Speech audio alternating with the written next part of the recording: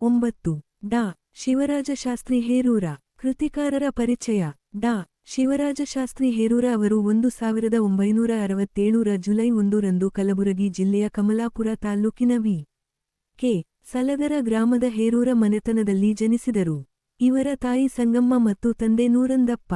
ಶಿವರಾಜಶಾಸ್ತ್ರಿಯವರು ಕಲಬುರಗಿಯ ಅಂಧ ಬಾಲಕರ ಸರ್ಕಾರಿ ಶಾಲೆಯಲ್ಲಿ ಪ್ರಾಥಮಿಕ ಶಿಕ್ಷಣ, ಮೈಸೂರಿನ ಅಂಧ ಬಾಲಕರ ಸರ್ಕಾರಿ ಪ್ರೌಢಶಾಲೆಯಲ್ಲಿ ಪ್ರೌಢ ಶಿಕ್ಷಣ, ಬೆಂಗಳೂರಿನ ಸೆಂಟ್ರಲ್ ಜೂನಿಯರ್ ಕಾಲೇಜಿನಲ್ಲಿ ಪಿಯುಸಿ ಹಾಗೂ ಬೆಂಗಳೂರಿನ ನ್ಯಾಷನಲ್ ಕಾಲೇಜಿನಿಂದ ಪದವಿ ಶಿಕ್ಷಣವನ್ನು ಪಡೆದರು. ಬೆಂಗಳೂರಿನ ಜ್ಞಾನ ಭಾರತೀಯ ಕನ್ನಡ ಅಧ್ಯಯನ ಕೇಂದ್ರದಿಂದ ಎಂ.ಎ. ಪದವಿ ಪಡೆದ ನಂತರ ಗುಲ್ಬರ್ಗಾ ವಿಶ್ವವಿದ್ಯಾಲಯದ ಕನ್ನಡ ಅಧ್ಯಯನ ಸಂಸ್ಥೆಯಲ್ಲಿ ಮಹಾದಾಸೋಹ ಸೂತ್ರಗಳು ಒಂದು ಅಧ್ಯಯನ ಎಂಬ ವಿಷಯದ ಮೇಲೆ ಎಂ.ಫಿಲ್ ಹಾಗೂ ಶ್ರೀ ಶರಣ ಬಸವೇಶ್ವರ ಪುರಾಣಗಳು ಒಂದು ಅಧ್ಯಯನ ಎಂಬ ವಿಷಯದ ಮೇಲೆ ಪಿಎಚ್.ಡಿ. ಪದವಿ ಪಡೆದರು. ಅವರ ವಿದ್ಯಾಭ್ಯಾಸದ ಹಂಬಲವು ಇಲ್ಲಿಗೆ ನಿಲ್ಲಲಿಲ್ಲ. ಅವರು ಕನ್ನಡದಲ್ಲಿ ಡಿ.ಲಿಟ್ ಪದವಿಯನ್ನು ಸಹ ಪಡೆದರು. ಈ ಸಾಧನೆಯ ಮೂಲಕ ಕನ್ನಡದಲ್ಲಿ ಪಿಎಚ್.ಡಿ.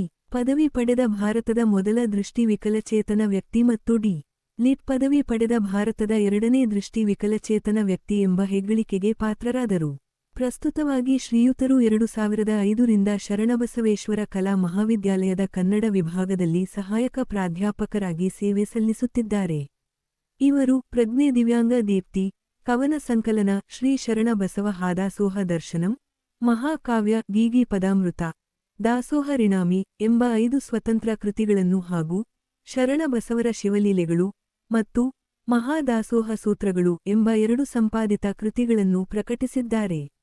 ಇದರ ಜೊತೆಗೆ 50ಕ್ಕೂ ಹೆಚ್ಚು ಲೇಖನಗಳು ವಿವಿಧ ಪತ್ರಿಕೆಗಳಲ್ಲಿ ಪ್ರಕಟವಾಗಿವೆ.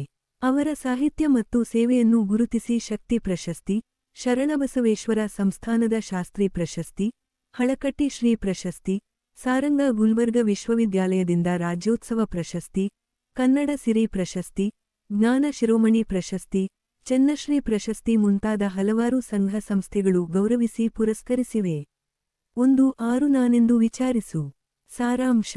ಈ ಕವನವು ಕವಿ ತಮ್ಮ ದೈನಂದಿನ ಜೀವನದಲ್ಲಿ ಎದುರಿಸುವ ಜನರನ್ನು ಕುರಿತಾಗಿದೆ.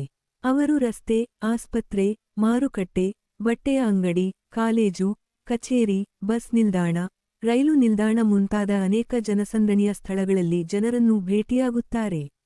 ಹಲವು ವರ್ಷಗಳ ಹಿಂದೆ, ದಶಕಗಳ ಹಿಂದೆ ಪರಿಚಯವಾದ ಅನೇಕ ಜನರ ವರ್ತನೆ ಅವರಿಗೆ ಬಹಳ ನೋವುಂಟುಮಾಡಿದೆ. ಹಾಗಾಗಿ ಅವರು ಆ ರೀತಿಯ ನೋವನ್ನು ನೀಡದಂತೆ ಇತರರನ್ನು ವಿನಂತಿಸುತ್ತಾರೆ.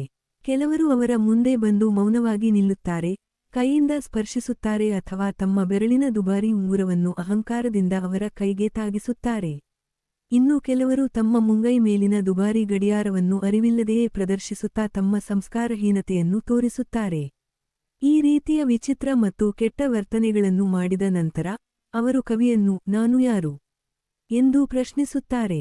ಅಹಂಕಾರ ಮತ್ತು ಅಜ್ಞಾನವೆಂಬ ಮುಳ್ಳಿನಿಂದ ಇಂತಹ ಜನರು ಕವಿಯ ಮನಸ್ಸಿಗೆ ನೋವುಂಟು ಮಾಡಿದಾಗ ಅವರು ದುಃಖಿತರಾಗುತ್ತಾರೆ ಮತ್ತು ಒಳಗೊಳಗೆ ಅಳುತ್ತಾರೆ. ಆಗ ಅವರಿಗೆ ನಿಜಗುಣ ಶಿವಯೋಗಿಗಳ 6 ನಾನೆಂದು ವಿಚಾರಿಸು, ನಿನ್ನನ್ನು ನೀನು ತಿಳಿ ಎಂಬ ಮಾತು ನೆನಪಾಗುತ್ತದೆ. ಇಂತಹ ಮಹಾನ್ ಶಿವಯೋಗಿಗಳ ಮಾತನ್ನು ಇಂದಿನ ಮನುಷ್ಯ ಏಕೆ ಅರ್ಥ ಮಾಡಿಕೊಳ್ಳುತ್ತಿಲ್ಲ ಎಂದು ಕವಿ ವಿಷಾದಿಸುತ್ತಾರೆ. ಒಟ್ಟಾರೆಯಾಗಿ ಈ ಕವನವು ಸಾರ್ವಜನಿಕ ಸ್ಥಳಗಳಲ್ಲಿ ಜನರು ತೋರುವ ಅಹಂಕಾರ, ಸಂಸ್ಕಾರಹೀನತೆ ಮತ್ತು ಬೇಜವಾಬ್ದಾರಿತನದ ಬಗ್ಗೆ ಬೆಳಕು ಚೆಲ್ಲುತ್ತದೆ ಮತ್ತು ಆತ್ಮಾವಲೋಕನ ಮಾಡಿಕೊಳ್ಳುವಂತೆ ಪ್ರೇರೇಪಿಸುತ್ತದೆ.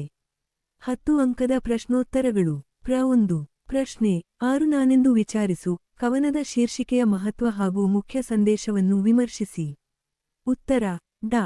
ಶಿವರಾಜ ಶಾಸ್ತ್ರಿ ಹೇರೂರ ಅವರ 6 ನಾನೆಂದು ವಿಚಾರಿಸು ಕವನವು ಬಹಳ ಅರ್ಥಪೂರ್ಣವಾಗಿದೆ. ಈ ಕವನವು ಅವರ ವೈಯಕ್ತಿಕ ಅನುಭವಗಳ ಆಳವನ್ನು ಸ್ಪರ್ಶಿಸುತ್ತದೆ ಮತ್ತು ನಿಜಗುಣ ಶಿವಯೋಗಿಗಳ ತತ್ವವನ್ನು ಅಳವಡಿಸಿಕೊಂಡಿರುವ ಅವರ ಜೀವನ ದೃಷ್ಟಿಯನ್ನು ಅನಾವರಣಗೊಳಿಸುತ್ತದೆ.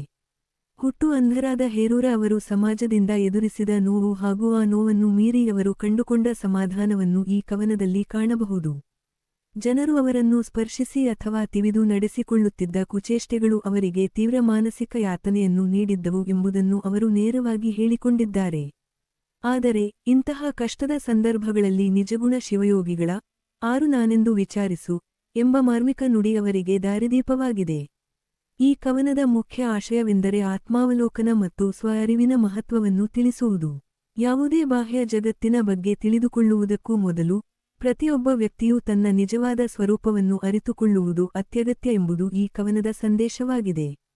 ಹೆರೂರ ಅವರು ತಮ್ಮ ಜೀವನದ ಕಷ್ಟಗಳನ್ನು ಈ ತತ್ವದ ಮೂಲಕ ಹೇಗೆ ಎದುರಿಸಿದರು ಮತ್ತು ಅದರಿಂದ ಹೇಗೆ ಶಾಂತಿಯನ್ನು ಪಡೆದರು ಎಂಬುದನ್ನು ಈ ಕವನವು ಸ್ಪಷ್ಟವಾಗಿ ತಿಳಿಸುತ್ತದೆ. ಹೆರೂರ ಅವರ ಈ ಕವನವು ಕೇವಲ ವೈಯಕ್ತಿಕ ಅನುಭವದ ಕಥೆಯಾಗಿ ಉಳಿಯದೆ, ಎಲ್ಲರಿಗೂ ಅನ್ವಯಿಸುವಂತಹ ಜೀವನ ತತ್ವವನ್ನು ಒಳಗೊಂಡಿದೆ. ನಮ್ಮ ಜೀವನದಲ್ಲಿ ಎದುರಾಗುವ ಸವಾಲುಗಳು ಮತ್ತು ನೋವುಗಳ ಸಂದರ್ಭದಲ್ಲಿ, ಮೊದಲು ನಮ್ಮನ್ನು ನಾವು ಅರ್ಥ ಮಾಡಿಕೊಳ್ಳುವುದು ಮತ್ತು ನಮ್ಮ ಆಂತರಿಕ ಶಕ್ತಿಯನ್ನು ಗುರುತಿಸಿಕೊಳ್ಳುವುದು ಬಹಳ ಮುಖ್ಯ ಎಂಬುದನ್ನು ಈ ಕವನವು ನೆನಪಿಸುತ್ತದೆ. ಒಟ್ಟಾರೆಯಾಗಿ ಡಾ. ಶಿವರಾಜ ಶಾಸ್ತ್ರಿ ಹೇರೂರ ಅವರ 6 ನಾನೆಂದು ವಿಚಾರಿಸು ಕವನವು ಅವರ ಸೂಕ್ಷ್ಮ ಸಂವೇದನೆಯ ಅನುಭವಗಳು ಮತ್ತು ಆಳವಾದ ಜೀವನ ತತ್ವದ ಸುಂದರ ಅಭಿವ್ಯಕ್ತಿಯಾಗಿದೆ. ಇದು ಓದುಗರಿಗೆ ಆತ್ಮಾವಲೋಕನ ಮಾಡಿಕೊಳ್ಳಲು ಮತ್ತು ಸ್ವ-ಅರಿವಿನ ಮಹತ್ವವನ್ನು ಅರಿಯಲು ಪ್ರೇರೇಪಿಸುತ್ತದೆ. ಟಿಪ್ಪಣಿಗಳು 1. 6 ನಾನೆಂದು ವಿಚಾರಿಸು. ಡಾ. ಶಿವರಾಜ ಶಾಸ್ತ್ರಿ ಹೇರೂರ ಅವರು ತಮ್ಮ ಜೀವನದಲ್ಲಿ ಅನುಭವಿಸಿದ ನೋವು ಮತ್ತು ಸಂತೋಷಗಳನ್ನು ಸಂವೇದನಾತ್ಮಕವಾಗಿ ಈ ಕವನದಲ್ಲಿ ಹಂಚಿಕೊಂಡಿದ್ದಾರೆ. ಹುಟ್ಟು ಅಂಧರಾದ ಅವರು ಕನ್ನಡದಲ್ಲಿ Ph.D. ಮತ್ತು ಡಿ.ಲಿಟ್ ಪದವಿಗಳನ್ನು ಪಡೆದವರಲ್ಲಿ ಮೊದಲಿಗರು. ದಿನನಿತ್ಯದ ಕಾರ್ಯಗಳಲ್ಲಿ ತೊಡಗಿದ್ದಾಗ ಜನರು ತಮ್ಮನ್ನು ಸ್ಪರ್ಶಿಸಿ ಅಥವಾ ತಿವಿದು ಕುಚೇಷ್ಟೆ ಮಾಡುತ್ತಿದ್ದರಿಂದ ಉಂಟಾಗುತ್ತಿದ್ದ ಮಾನಸಿಕ ಯಾತನೆಯನ್ನು ಅವರು ನೆನಪಿಸಿಕೊಳ್ಳುತ್ತಾರೆ. ಇಂತಹ ಸಂದರ್ಭದಲ್ಲಿ ನಿಜಗುಣ ಶಿವಯೋಗಿಗಳ 6 ನಾನೆಂದು ವಿಚಾರಿಸು ಎಂಬ ಮಾತು ಅವರಿಗೆ ನೆನಪಿಗೆ ಬರುತ್ತದೆ. ಮೊದಲು ತನ್ನನ್ನು ತಾನು ಅರಿತುಕೊಳ್ಳಬೇಕು, ನಂತರ ಇತರರನ್ನು ವಿಚಾರಿಸಬೇಕು ಎಂಬ ತತ್ವವನ್ನು ಈ ಕವನದಲ್ಲಿ ಹೇಳಲಾಗಿದೆ. 2. ಕೈಚೀಲದೊಳಗಿತ್ತು ಕವಿತೆ. ಸಾರಾಂಶ. ಶಿವರಾಜ್ ಶಾಸ್ತ್ರಿ ಹೇರೂರು ಅವರ ಚೀಲದೊಳಗಿತ್ತು ಕವಿತೆ ಎಂಬ ಕವನವು ಕವಿಯೊಬ್ಬನು ರಾತ್ರಿ ನಿದ್ರೆಗೆ ಭಂಗವುಂಟಾಗಿ ಕವನ ಬರೆಯಲು ಹೊರಟಾಗ ಉಂಟಾಗುವ ಅನುಭವಗಳನ್ನು ವಿವರಿಸುತ್ತದೆ. ಬ್ರೈಲ್ ಲಿಪಿಯಲ್ಲಿ ಕವಿತೆಯನ್ನು ಬರೆಯುವಾಗ ಕವಿ ತನ್ನ ಹಿಂದಿನ ಕವನ ಮೌನ ಮುರಿಯಿತು ಕವಿತೆ ಹುಟ್ಟಿತು ಎಂಬುದನ್ನು ನೆನಪಿಸಿಕೊಳ್ಳುತ್ತಾನೆ. ಕವನದಲ್ಲಿ ಕವಿ ತನ್ನ ಕೈಚೀಲದ ಬಗ್ಗೆ ಹೇಳುತ್ತಾನೆ. ಅದು ಕಾಲೇಜು, ಕಚೇರಿ, ಸಭೆ ಸಮಾರಂಭ ಹೀಗೆ ಎಲ್ಲೆಡೆ ಅವನೊಂದಿಗೆ ಇರುತ್ತದೆ. ಆ ಕೈಚೀಲದಲ್ಲಿ ಅವನು ತನ್ನ ಅಚ್ಚಕನ್ನಡದ ಕವನಗಳನ್ನು ಸುರಕ್ಷಿತವಾಗಿ ಇಟ್ಟಿದ್ದನು. ಆದರೆ ಒಮ್ಮೆ ಆ ಕವನಗಳ ನಡುವೆ ತಾನು ಇಂಗ್ಲಿಷ್ಗೆ ಅನುವಾದಿಸಿದ್ದ ಕವನವು ಕಾಣೆಯಾದಾಗ ಬಹಳ ದುಃಖಿತನಾಗುತ್ತಾನೆ. ಕಾವ್ಯದ ಕನ್ಯೆಯ ವಿರಹದಿಂದ ನೊಂದ ಕವಿ ಕೊನೆಗೆ ಪಾಠ ಮುಗಿಸಿ ಶರಣಬಸವೇಶ್ವರ ಕಲಾ ಮಹಾವಿದ್ಯಾಲಯದಿಂದ ತೆರಳುವಾಗ ಮುದ್ರಣಾಲಯದಲ್ಲಿ ತನ್ನ ಮಿತ್ರರ ಬಳಿ ಕುಳಿತಾಗ ಅದೇ ಕೈಚೀಲದಲ್ಲಿ ಆ ಇಂಗ್ಲಿಷ್ ಕವನವು ಕನ್ನಡ ಕವನಗಳೊಂದಿಗೆ ಬೆರೆತುಕೊಂಡಿರುವುದನ್ನು ಕಂಡು ಆಶ್ಚರ್ಯಪಡುತ್ತಾನೆ. ಇದು ಭಾಷಾ ಸಾಮರಸ್ಯಕ್ಕೆ ಒಂದು ಉದಾಹರಣೆಯಾಗಿದೆ ಎಂದು ಕವಿ ಹೇಳುತ್ತಾನೆ. ಒಟ್ಟಾರೆಯಾಗಿ ಕವನವು ಕವಿಯ ಕಾವ್ಯದ ಅನುಭವ, ತನ್ನ ಕಳೆದುಹೋದ ಇಂಗ್ಲಿಷ್ ಕವನದ ಹುಡುಕಾಟ ಮತ್ತು ಅಂತಿಮವಾಗಿ ಅದು ತನ್ನ ಕನ್ನಡ ಕವನಗಳ ನಡುವೆ ಪತ್ತೆಯಾದಾಗ ಆಗುವ ಸಂತೋಷವನ್ನು ವಿವರಿಸುತ್ತದೆ. ಇದು ಭಾಷೆಗಳ ನಡುವಿನ ಸಾಮರಸ್ಯವನ್ನು ಸೂಚಿಸುತ್ತದೆ. 10 ಅಂಕದ ಪ್ರಶ್ನೋತ್ತರಗಳು. ಪ್ರ 1. ಶಿವರಾಜ್ ಶಾಸ್ತ್ರಿ ಹೇರೂರು ಅವರ ಚೀಲದೊಳಗಿತ್ತು ಕವಿತೆ ಕವನವು ಕವಿಯ ವೈಯಕ್ತಿಕ ಅನುಭವವನ್ನು ಭಾಷಾ ಸಾಮರಸ್ಯದ ಕಲ್ಪನೆಯೊಂದಿಗೆ ಹೇಗೆ ಬೆಸೆಯುತ್ತದೆ ಎಂಬುದನ್ನು ವಿಶ್ಲೇಷಿಸಿ. ಉತ್ತರ. ಶಿವರಾಜ್ ಶಾಸ್ತ್ರಿ ಹೇರೂರು ಅವರ ಚೀಲದೊಳಗಿತ್ತು ಕವಿತೆ ಎಂಬ ಕವನವು ಸರಳ ಹಾಗೂ ನೇರ ನಿರೂಪಣೆಯ ಮೂಲಕ ಓದುಗರನ್ನು ತಲುಪುವ ಪ್ರಯತ್ನ ಮಾಡುತ್ತದೆ. ಕವನವು ಕವಿಯ ವೈಯಕ್ತಿಕ ಅನುಭವವನ್ನು ಆಧರಿಸಿದ್ದರೂ ಅದರಲ್ಲಿನ ಭಾಷಾ ಪ್ರೀತಿ ಮತ್ತು ಸಾಮರಸ್ಯದ ಕಲ್ಪನೆಯು ಗಮನಾರ್ಹವಾಗಿದೆ. ಪರಿಣಾಮಕಾರಿ ಅಂಶಗಳು. ಕವಿಯು ತನ್ನ ಅನುಭವವನ್ನು ಯಾವುದೇ ಕ್ಲಿಷ್ಟಕರ ಪದಗಳಿಲ್ಲದೆ ನೇರವಾಗಿ ಮತ್ತು ಸರಳವಾಗಿ ವಿವರಿಸಿದ್ದಾರೆ. ಇದು ಓದುಗರಿಗೆ ಕವನದೊಂದಿಗೆ ಸುಲಭವಾಗಿ ಸಂಪರ್ಕ ಸಾಧಿಸಲು ಸಹಾಯ ಮಾಡುತ್ತದೆ. ಕವನವು ಕನ್ನಡ ಮತ್ತು ಇಂಗ್ಲಿಷ್ ಭಾಷೆಗಳ ನಡುವಿನ ಸಾಮರಸ್ಯವನ್ನು ಸೂಚ್ಯವಾಗಿ ಹೇಳುತ್ತದೆ. ಕಳೆದುಹೋದ ಇಂಗ್ಲಿಷ್ ಕವಿತೆಯು ಕನ್ನಡ ಕವನಗಳ ನಡುವೆ ಪತ್ತೆಯಾಗುವುದು ಭಾಷೆಗಳ ನಡುವೆ ಯಾವುದೇ ಭೇದವಿಲ್ಲ ಎಂಬ ಭಾವನೆಯನ್ನು ಮೂಡಿಸುತ್ತದೆ. ಕವಿಯು ತನ್ನ ವೈಯಕ್ತಿಕ ಅನುಭವವನ್ನು ಹಂಚಿಕೊಳ್ಳುವ ಮೂಲಕ ಕವನಕ್ಕೆ ಒಂದು ಆತ್ಮೀಯ ಸ್ಪರ್ಶವನ್ನು ನೀಡಿದ್ದಾರೆ. ರಾತ್ರಿಯ ನಿದ್ದೆಗೆ ಭಂಗ, ಕವನ ಬರೆಯುವ ಹಂಬಲ, ಕವಿತೆ ಕಳೆದುಹೋದಾಗ ಉಂಟಾಗುವ ದುಃಖ, ಈ ಭಾವನೆಗಳು ಕವನವನ್ನು ಓದುಗರಿಗೆ ಹತ್ತಿರವಾಗಿಸುತ್ತವೆ. ಕೈಚೀಲವು ಕವಿಯ ಕವನಗಳ ಸಂಗ್ರಹದ ಸಂಕೇತವಾಗಿರಬಹುದು. ಅದು ಕೇವಲ ಕವನಗಳನ್ನಿಟ್ಟುಕೊಳ್ಳುವ ಸಾಧನವಾಗಿರದೆ, ಕವಿಯ ಭಾವನೆಗಳು ಮತ್ತು ಆಲೋಚನೆಗಳನ್ನು ಸಹ ಒಳಗೊಂಡಿರುತ್ತದೆ. ಒಟ್ಟಾರೆಯಾಗಿ ಚೀಲದೊಳಗಿತ್ತು ಕವಿತೆ ಕವನವು ಭಾಷಾ ಪ್ರೀತಿ ಮತ್ತು ಸಾಮರಸ್ಯದಂತಹ ಉತ್ತಮ ಆಶಯಗಳನ್ನು ಒಳಗೊಂಡಿದೆ. ಸರಳ ನಿರೂಪಣೆಯು ಕವನದ ಪ್ರಮುಖ ಆಕರ್ಷಣೆಯಾಗಿದ್ದು, ಓದುಗರಿಗೆ ಕವಿಯ ಅನುಭವವನ್ನು ಅರ್ಥಮಾಡಿಕೊಳ್ಳಲು ಸಹಾಯ ಮಾಡುತ್ತದೆ.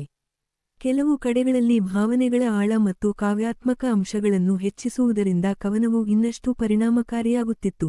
ಆದರೂ, ಕವಿ ತಮ್ಮ ಅನನ್ಯ ಅನುಭವದ ಮೂಲಕ ಒಂದು ಮುಖ್ಯವಾದ ಸಂದೇಶವನ್ನು ತಲುಪಿಸುವಲ್ಲಿ ಯಶಸ್ವಿಯಾಗಿದ್ದಾರೆ ಎಂದು ಹೇಳಬಹುದು. ಟಿಪ್ಪಣಿಗಳು 1. ಕೈಚೀಲದೊಳಗಿತ್ತು ಕವಿತೆ. ಕವಿತೆಗಳನ್ನು ಬರೆಯಲು ನಿರ್ದಿಷ್ಟ ಸಮಯ ಬೇಕಾಗಿಲ್ಲ. ಭಾವನೆಗಳ ತೀವ್ರತೆ ಇದ್ದಾಗ ಅವು ತಾನಾಗಿಯೇ ಮೂಡಿಬರುತ್ತವೆ ಎಂದು ಲೇಖಕರು ಈ ಕವನದಲ್ಲಿ ಹೇಳಿದ್ದಾರೆ.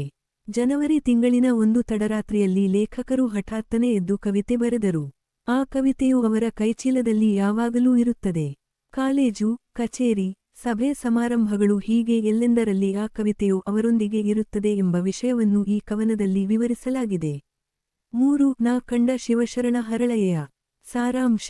ಇಲ್ಲಿ ಕಣ್ಣು ಕಾಣದ ಕವಿ ತಮ್ಮ 30 ವರ್ಷಗಳ ಹಿಂದೆ ಬೆಂಗಳೂರಿಗೆ ಬಂದಾಗ ಮುರುಗನ್ ಎಂಬುವವರು ತೋರಿದ ಸಹಾಯವನ್ನು ಕೃತಜ್ಞತೆಯಿಂದ ನೆನಪಿಸಿಕೊಳ್ಳುತ್ತಾರೆ. ಹರಳಯ್ಯನಂತೆ ಚರ್ಮ ಹದಮಾಡಿ ಕೆರೆಗಳನ್ನು ಹೊಲೆದು ಕವಿ ಮುಟ್ಟಿದರೆ ಅಮೃತ ಸ್ಪರ್ಶ ನೀಡುವ ಮುರುಗನ್ ಅವರ ನಯ ವಿನಯಗಳನ್ನು ಕವಿ ಸ್ಮರಿಸುತ್ತಾರೆ. ಮುರುಗನ್ ಅವರು ಬಡತನ, ಜನಬಲ, ಬಂಧುಬಳಗದ ಬೆಂಬಲ ಹಾಗೂ ನೆಲೆ ಇಲ್ಲದಿದ್ದರೂ ಕವಿಗೆ ನೆರವಾದರು. ಕವಿ ಜಯನಗರದ ನ್ಯಾಷನಲ್ ಕಾಲೇಜಿನಿಂದ ಬಸ್ ಇಳಿದಾಗ ಮುರುಗನ್ ಎದುರು ಬಂದು ಕೈ ಹಿಡಿದು ರಸ್ತೆ ದಾಟಿಸುತ್ತಿದ್ದರು. ಉಪಕಾರ ಮಾಡಿದ ಮುರುಗನ್ ಈಗ ಕಲಬುರಗಿಯ ಶರಣಾಶ್ರಮದಲ್ಲಿರುವ ಕವಿಗೆ ಎಲ್ಲಿರುವರೋ ಎಂದು ತಿಳಿದಿಲ್ಲ. ಮುರುಗನ್ ಎಲ್ಲೇ ಇದ್ದರೂ ಶಿವನ ಕರುಣೆ ಅವರ ಮೇಲೆ ಇರಲಿ ಮತ್ತು ಅವರು ಮಾಡಿದ ಸಹಾಯವನ್ನು ಕವಿ ಸದಾ ನೆನಪಿಸಿಕೊಳ್ಳುವುದಾಗಿ ಹೇಳಿದ್ದಾರೆ. 10 ಅಂಕದ ಉತ್ತರಗಳು. ಪ್ರ 1. ನಾ ಕಂಡ ಶಿವಶರಣ ಹರಳಯ್ಯ. ಕವನವು ಶಿವಶರಣ ಹರಳಯ್ಯನವರ ಆದರ್ಶಗಳನ್ನು ಮುರುಗನ್ ಅವರ ವ್ಯಕ್ತಿತ್ವದ ಮೂಲಕ ಹೇಗೆ ಪರಿಣಾಮಕಾರಿಯಾಗಿ ಬಿಂಬಿಸುತ್ತದೆ. ಸಮರ್ಥಿಸಿ. ಉತ್ತರ. ಶಿವಶರಣ ಹರಳಯ್ಯನವರ ಆದರ್ಶಗಳನ್ನು ನೆನಪಿಸಿಕೊಳ್ಳುವ ಮತ್ತು ಕವಿ ಶಿವರಾಜ್ ಹೇರೂರ್ ಅವರಿಗೆ ಮುರುಗನ್ ಎಂಬ ವ್ಯಕ್ತಿ ಮಾಡಿದ ಸಹಾಯವನ್ನು ಕೃತಜ್ಞತೆಯಿಂದ ಸ್ಮರಿಸುವ ಈ ಕವನವು ನಿಜಕ್ಕೂ ಹೃದಯಸ್ಪರ್ಶಿಯಾಗಿದೆ. ನಿಮ್ಮ ವಿಮರ್ಶೆಗೆ ನನ್ನ ಕೆಲವು ಅನಿಸಿಕೆಗಳನ್ನು ಸೇರಿಸಲು ಬಯಸುತ್ತೇನೆ. ಕವನವು ಕವಿಯ ವೈಯಕ್ತಿಕ ಅನುಭವ ಮತ್ತು ಕೃತಜ್ಞತೆಯನ್ನು ಬಹಳ ಸ್ಪಷ್ಟವಾಗಿ ವ್ಯಕ್ತಪಡಿಸುತ್ತದೆ. ಕಣ್ಣಿಲ್ಲದ ಕವಿಗಳಿಗೆ ಮುರುಗನ್ ತೋರಿದ ಪ್ರೀತಿ ಮತ್ತು ಕಾಳಜಿಯನ್ನು ನೆನೆದು ಕವಿಗಳು ಭಾವನಾತ್ಮಕರಾಗಿದ್ದಾರೆ. ಹರಳಯ್ಯನವರ ನಯ ವಿನಯ ಮತ್ತು ಕಾಯಕ ನಿಷ್ಠೆಯನ್ನು ಮುರುಗನ್ ಅವರ ವ್ಯಕ್ತಿತ್ವದ ಮೂಲಕ ಕವಿ ಸಮರ್ಥವಾಗಿ ತಂದಿದ್ದಾರೆ. ಪಾದರಕ್ಷೆ ಹೊಲಿಯುವ ಕಾಯಕದಲ್ಲಿದ್ದರೂ ಮುರುಗನ್ ಜಗದ್ರಕ್ಷಕನಾದ ಶಿವನನ್ನು ಕಂಡ ಎಂಬ ಕವಿಗಳ ಮಾತು ಹರಳಯ್ಯನವರ ತತ್ವಕ್ಕೆ ಅನುಗುಣವಾಗಿದೆ. ಕವನವು ಸರಳ ಮತ್ತು ನೇರವಾದ ಭಾಷೆಯನ್ನು ಬಳಸುತ್ತದೆ. ಬಸವನೆದುರಿಗೆ ಶರಣೆಂದು ಬಂದ ಹರಳಯ್ಯನಂತೆ ಎಂಬ ಹೋಲಿಕೆಯು ಮುರುಗನ್ ಅವರ ವಿನಯವನ್ನು ಎತ್ತಿ ತೋರಿಸುತ್ತದೆ. ಕವನದ ಕೊನೆಯಲ್ಲಿ ಕವಿಗಳು ಮುರುಗನ್ ಎಲ್ಲೇ ಇದ್ದರೂ ಶಿವನ ಕರುಣೆ ಅವರ ಮೇಲೆ ಇರಲಿ ಎಂದು ಹಾರೈಸುತ್ತಿರುವುದು ಅವರ ಒಳ್ಳೆಯ ಗುಣವನ್ನು ತೋರಿಸುತ್ತದೆ. ಕವನದ ಪ್ರತಿ ಸಾಲಿನಲ್ಲೂ ಕವಿಗಳು ಮುರುಗನ್ ಅವರಿಗೆ ಕೃತಜ್ಞತೆಯನ್ನು ಸಲ್ಲಿಸುತ್ತಾರೆ. ನನ್ನ ದಾಸೋಹಂಭಾವಕ್ಕೆ ಕೃತಜ್ಞನು ನಾನೆಂದಿಗೂ ಮುರುಗನ್ ಎಂಬ ಸಾಲು ಕವಿಯ ವಿನಮ್ರತೆಯನ್ನು ಎತ್ತಿ ತೋರಿಸುತ್ತದೆ. ಕವಿಗಳು ಈಗ ಕಲಬುರಗಿಯಲ್ಲಿದ್ದು ಮುರುಗನ್ ಎಲ್ಲಿರುವರು ಎಂದು ಕೇಳುತ್ತಿರುವುದು ಮತ್ತು ಅವರಿಗಾಗಿ ಹಾರೈಸುತ್ತಿರುವುದು ಅವರ ಬಾಂಧವ್ಯದ ಆಳವನ್ನು ತೋರಿಸುತ್ತದೆ. ಒಟ್ಟಾರೆಯಾಗಿ ಶಿವರಾಜ್ ಹೇರೂರ್ ಅವರ ಈ ಕವನವು ಕೇವಲ ಒಂದು ವ್ಯಕ್ತಿಯ ನೆನಪಷ್ಟೇ ಅಲ್ಲ, ಮಾನವೀಯತೆ ಮತ್ತು ಕೃತಜ್ಞತೆಯ ಮಹತ್ವವನ್ನು ಸಾರುವ ಕವನವಾಗಿದೆ. ನಿಮ್ಮ ವಿಮರ್ಶೆಯು ಈ ಅಂಶಗಳನ್ನು ಬಹಳ ಚೆನ್ನಾಗಿ ವಿವರಿಸಿದೆ. ನೀವು ಕವನದ ಆಳವನ್ನು ಗ್ರಹಿಸಿ ವಿಮರ್ಶಿಸಿರುವುದು ಶ್ಲಾಘನೀಯ. ಟಿಪ್ಪಣಿಗಳು. 1. ನಾ ಕಂಡ ಶಿವಶರಣ ಹರಳಯ್ಯ. ಲೇಖಕರು 30 ವರ್ಷಗಳ ಹಿಂದೆ ಬೆಂಗಳೂರಿನ ನ್ಯಾಷನಲ್ ಕಾಲೇಜಿನಲ್ಲಿ ಓದುತ್ತಿದ್ದಾಗ ಚಪ್ಪಲಿ ಕೆಲಸ ಮಾಡುತ್ತಿದ್ದ ಮುರುಗನ್ ಎಂಬ ವ್ಯಕ್ತಿ ಅವರ ಭಕ್ತಿಗೆ ಮೆಚ್ಚಿ ಪ್ರತಿದಿನ ಉಪ್ಪಾರಪೇಟೆಯ ರಸ್ತೆಯಲ್ಲಿ ದಾರಿ ದಾಟಿಸಿ ಬಸ್ಸಿಗೆ ಹತ್ತಿಸುತ್ತಿದ್ದ. ಆತನ ದಾಸೋಹ ಮನೋಭಾವ ಮತ್ತು ಕೃತಜ್ಞತೆಯನ್ನು ಲೇಖಕರು ಈ ಕವನದಲ್ಲಿ ನೆನೆಸಿಕೊಂಡಿದ್ದಾರೆ. ಹಣವಿದ್ದವರಿಗೆ ಎಲ್ಲರೂ ಬೆಂಬಲಿಸುತ್ತಾರೆ, ಆದರೆ ಏನೂ ಇಲ್ಲದ ಅಂಧನಿಗೆ ಮುರುಗನ್ ನಿಜವಾದ ಆಪ್ತನಾಗಿದ್ದ ಎಂಬ ಭಾವನೆಯನ್ನು ಈ ಕವನ ವ್ಯಕ್ತಪಡಿಸುತ್ತದೆ.